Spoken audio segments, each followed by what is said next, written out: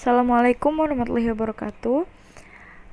I'm Rininta Espandiary Hermawan. Right now I will presenting about consecutive and simultaneous interpretation for subject translating. Without any further ado, let's get to the first point. First point is introduction. This chapter examines both simultaneous and consecutive interpreting, particularly as they relate to American Sign Language English interpreters, and argues for the increased use of consecutive interpreting. Here the writer explored the role of consecutive interpreting in the educational of ASL English interpreters in North America, highlights some of the perception and myths held by interpreters and by consumers of interpreting services, and discuss the impact of choosing simultaneous or consecutive interpreting on the accuracy of the work. The second point is about consecutive and simultaneous interpreting. What is it? Simultaneous interpretation is defined as the process of interpreting into the target language at the same time as the source language is being delivered. And consecutive interpretation is defined as the process of interpreting after the speaker or signer has completed one or more ideas in the source language and pauses while the interpreter transmits that information. The third point is the role of consecutive interpreting in the educational of interpreters. By investigating the programs of study offered by interpreter education site, it can be seen that approaches to teaching the cognitive models of interpreting in the curricula is vary greatly. By contrast, other programs chosen to teach cognitive models and consecutive interpreting through an informational approach, providing theory but little time for acquiring the foundational skills necessary for consecutive interpreting.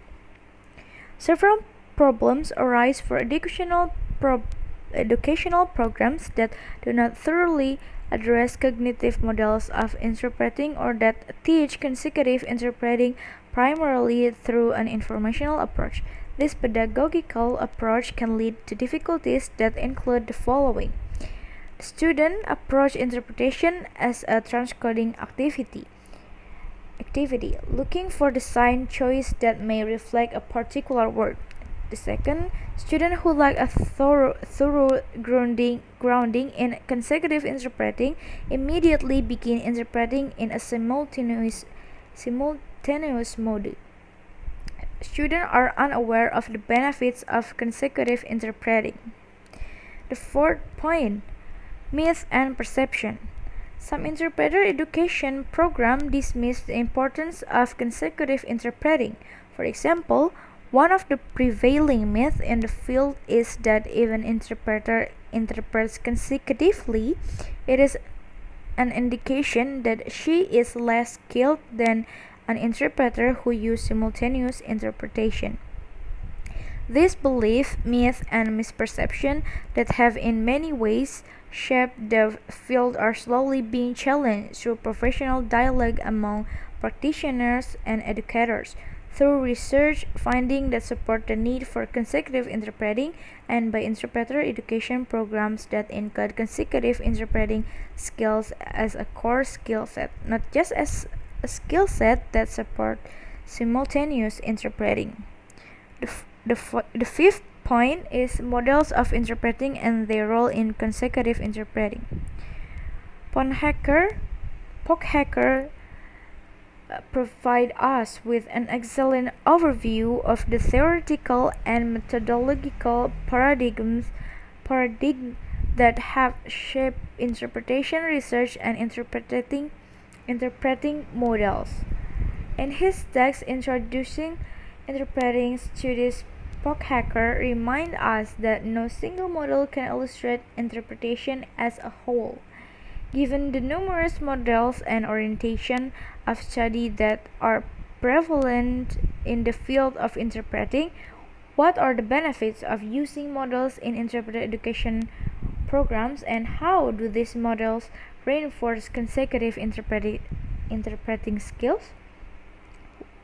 While the value of some of these models to the field of ASL English interpreting is that they offer guidance in understanding the nature of how communicators structure the message and how interpreters try to capture that meaning in order to recreate it in a second language.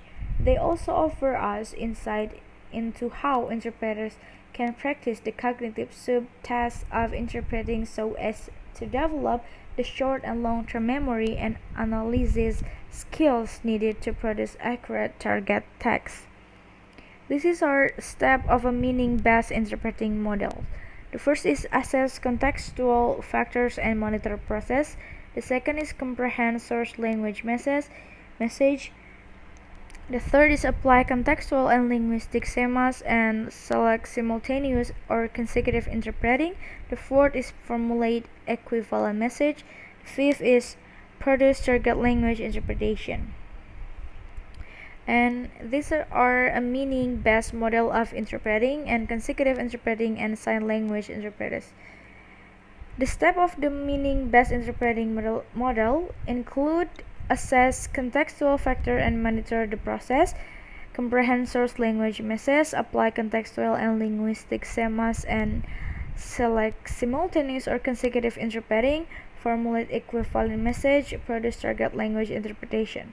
The meaning-based model builds on the need for context analysis skills dependent on careful contextual assessment.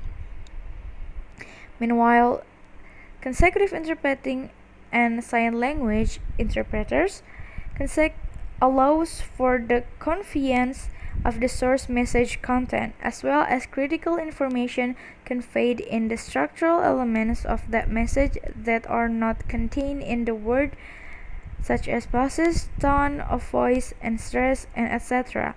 Despite the significant body of literature from spoken language interpreting which suggests that consecutive interpreting allows for a greater degree of accuracy, the predominant practice of ASL English interpreters has been to provide simultaneous interpretation. The sixth point is consecutive and simultaneous interpreting in legal context. The interpreters in this study who were most successful in using the consecutive interpreting process knew how to segment or chunk message effectively and had a sense of the appropriate time and place to pause so that part of the overall text could be interpreted. All the interpreters who participated in this study had experience with consecutive interpreting, but despite their experience, not all the interpreters were well trained in how to use consecutive interpreting effectively, with the least disruption to the proceedings. The sixth point is deciding factors in the use of consecutive interpreting. Clearly, interpreters require strategies in both ASL and spoken English to describe their desire to produce accurate interpreting. Such strategies would have to influence change within the field. Most interpreter educators reported that they use consecutive interpreting in their own work as interpreters.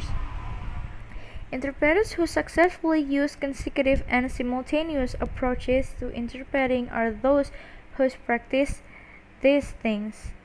Includes strategies to discuss and negotiate for the use of consecutive or simultaneous interpreting with consumers in order to produce the most effective interpretation possible, and so on and so on. You can see the slide. And the eighth point, implication for our field. There are several opportunities that emerge for the profession from recent research on consecutive interpreting.